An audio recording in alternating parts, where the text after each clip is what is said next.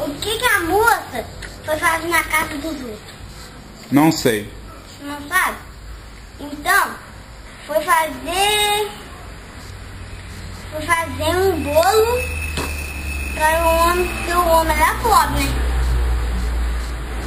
Porque o homem era pobre, aí a moça foi fez, aí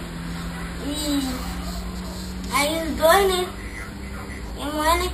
Aí ela foi embora, aí o moço falou assim: ô moço, me dá seu telefone, aí qualquer dia, quando eu acabar de comer esse bolo, aí eu só pra me te ligar. Aí a moça foi, deu o telefone nele, aí apostou o número, né? Aí ela foi pra casa, aí deitou na cama, dormiu. Aí quando chegou no outro dia, aí alguém convidou ela pra sair, né?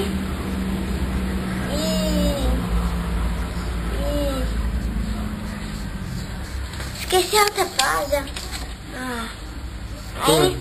Aí os dois foi, comeu, chegou em casa, casou e teve um filhinho e viveu para sempre. O que a galinha foi fazer do outro lado da rua? Foi pra botar ovo. O que a Marita falou pra moça? Ela falou assim, você é feia, mulher.